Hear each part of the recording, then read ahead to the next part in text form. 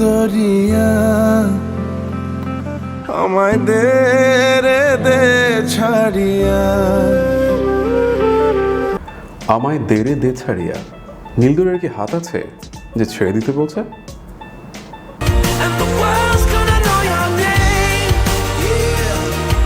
Script এগুলো কি বলছে?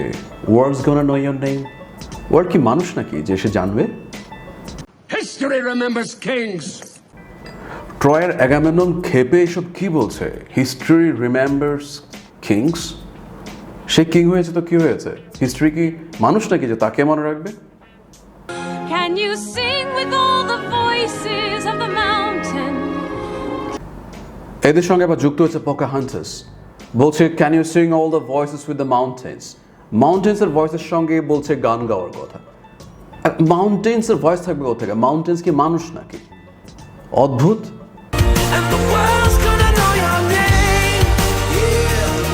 History remembers kings. Can you sing with all the voices of the mountain? নীলদরিয়া ধরে রাখবে, হিস্ট্রি মনে রাখবে, ভয়েস থাকবে মাউন্টেন্সের, ওয়ার্ড জেনে যাবে। এগুলো তো মানে অবস্তুগত কোনো বিষয়কে মানুষের মতো করে তুলনা করা হচ্ছে। তাহলে জিনিসটা কি হচ্ছে আজকে? Exactly, you are very right.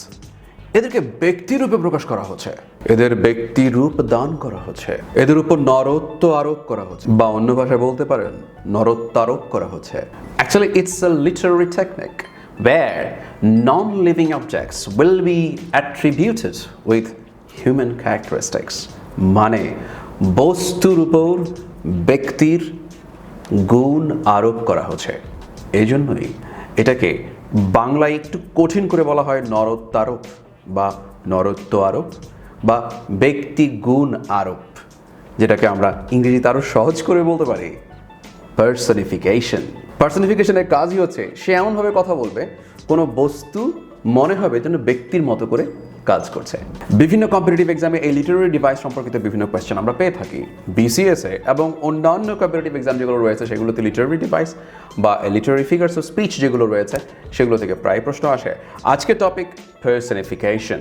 অনেক অনেক উদাহরণ দেখব, প্র্যাকটিক্যাল উদাহরণ দেখব, অনেক গান থেকে উদাহরণ দেখব, সাহিত্যিকদের কাছ থেকে উদাহরণ দেখব। চলুন আর দেরি কিসের, শুরু করা যাক। প্রথমেই চলুন ব্রিটনি স্পিয়ার্সকে শুনে আসি। ব্রিটনি স্পিয়ার্সের প্র্যাকটিক্যাল লাইফে কিছুদিন আগে এই অবস্থাটাই ছিল। তার লোনলিনেস যেন তাকে মেরে ফেলছিল গলা চেপে। সেখানেই মানুষের মতো করে লোনলিনেসকে ট্রিট করা হয়েছে। মাই লোনলিনেস ইজ কিলিং মি। দেখি তো সেলিন ডিওন কি বলছে। I believe that the heart does go on.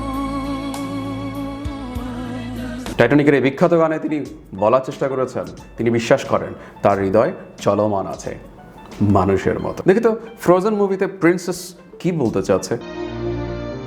The wind is howling like this swirling storm inside.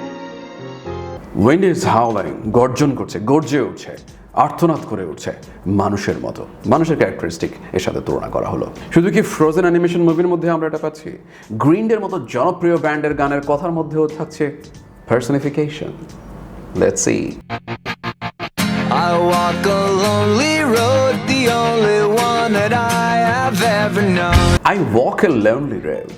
Lonely তো মানুষ হয়, কিন্তু রোডকেই লোনলি যখন বানিয়ে দিচ্ছেন তখন বুঝতে হবে রোডকে আপনি একাকী করে ফেলছেন, তাকে একাকিত্ব বোধ করাচ্ছেন মানুষের মতো।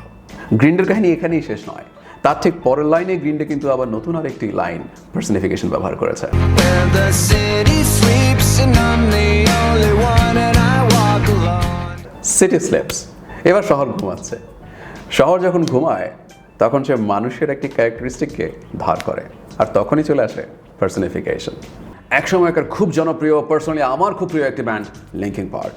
চেস্টার ব্যানিংটন অনেকেরই খুব প্রিয়। এবার চেস্টার ব্যানিংটন দেখি তার গানে পার্সনিফিকেশন কোথায় নিয়ে এসেছে।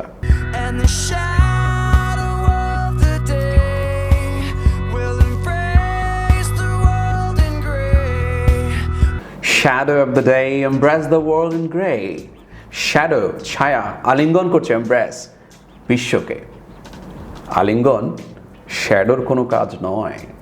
আলিঙ্গন মানুষের একটি ক্যারেক্টারিস্টিক্স যা শ্যাডো ধার করেছে, মানে পার্সনিফাই করেছে শ্যাডোকে, তার মানে পার্সনিফিকেশন।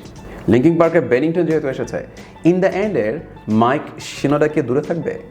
দেখুন তো তিনি কি বলেছে, Watch the time go right out the window. Watch the time go right out the window. তিনি টাইমকে দেখেছেন উইন্ডো দিয়ে পালাতে। উইন্ডো দিয়ে পালায় কারা? চোর, মানুষেরই কোনো কিছু, বাট পালানোর কাজ মানুষের, টাইমের নয়। কিন্তু টাইম পালাচ্ছে মানে মানুষেরই একটি ক্যারেক্টারিস্টিক সে ধার করেছে। 21st সেঞ্চুরির প্রথম দিকে যে ব্যান্ডগুলো জনপ্রিয় হয়েছিল তার মধ্যে একটি লিঙ্কিং পার্ক, আরেকটি হচ্ছে ব্যাকস্ট্রিট বয়েজ। ব্যাকস্ট্রিট বয়েজের এবার একটি লাইন শুনবো, দেখি আমরা ওখানে পার্সনিফিকেশন কোথায় খুঁজে পাই।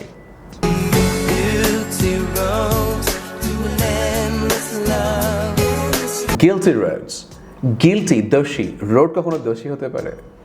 মানুষের দোষে দুষ্ট শব্দ আমরা দেখতে পাচ্ছি রোডের উপর চাপিয়ে দেওয়া হয়েছে।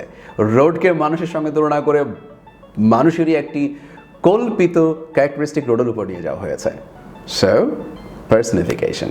শুধু কি ইয়াংদের কথাই বলবো? জন ডেনভারের মতো লেজেন্ডের কথা ভুলে গেলে চলবে? অ্যানি সং মনে পড়ছে? দেখি তো অ্যানি সং এ আমরা পার্সনিফিকেশন কোথায় খুঁজে পাই। Like a sleepy blue ocean.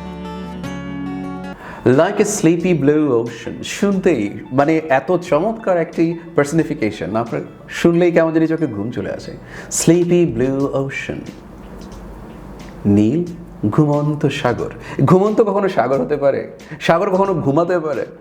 But মানুষের একটি ক্যারেক্টারিস্টিক, যখন আপনি সাগরের কাছে নিয়ে যাবেন তখন সাগর ঘুমাবে, নাচবে, গাইবে, সব কিছু করবে। কারণ আমরা ইচ্ছে করলেই যে কোনো নন লিভিং থিংসকে লিভিং থিংসের সঙ্গে তুলনা করার জন্য পার্সনিফিকেশন ব্যবহার করতে পারি। এবার আবার হলিউডে আয়রন ম্যান খ্যাত রবার্ট ডাউনি জুনিয়র ডিউ ডেটে চমৎকার একটা লাইন তিনি তার বন্ধুকে বলেছিলেন, যে বন্ধু হলিউডে তার ক্যারিয়ার স্ট্যাবলিশ করতে এসেছিল। শুনি তো কি বলেছে। The city welcomes you. তিনি তার বন্ধুকে বলেছিলেন হলিউড তাকে ওয়েলকাম জানাচ্ছে। তো সেখানে হলিউড যে সিটি লস অ্যাঞ্জেলেস, সেই লস অ্যাঞ্জেলেস সিটির মাধ্যমে তিনি কথাটা বলেছিলেন। তো বলতে গিয়ে বলেছেন সিটি ওয়েলকামস ইউ। সিটি কখনো ওয়েলকাম জানাতে পারে না। মানুষের মতো সিটি যখন ওয়েলকাম জানাতে যায় তখন সেটি পার্সনিফিকেশন হয়। এবার মিস্টার বন জোভি, ইটস মাই লাইফ। আমরা ছোটবেলায় এই গানটা গেয়ে গেয়ে বড় হয়েছি। দেখি তো এই গানটার মধ্যে আমাদের পার্সনিফিকেশন কোথায় আছে।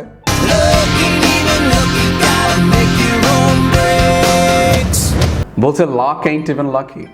লাকও লাকি নয়। লাকি কে হয়? মানুষ হয়। ভাগ্যবান, ভাগ্যবতী আমরা হই। কিন্তু লাককেই লাকি বানিয়ে দিয়েছেন, ভাগ্যকেই ভাগ্যবান বানিয়ে দিয়েছি, ভাগ্যকে মানুষের একটি ক্যারেক্টারিস্টিক দিয়ে দিয়েছি। পার্সনিফিকেশন। আপনাদের মনে হচ্ছে সব কিছু শুধু আমরা ইংরেজি দিয়েই করবো? বাংলায় কি পার্সনিফিকেশন হয় না? অবশ্যই হয়। বাংলায় পার্সনিফিকেশনের জন্য বাংলা একটা গান শুনি। চলুন তো, হাসানকে মিস করছেন? চলুন বাংলার হাসানের গান শুনি একটু।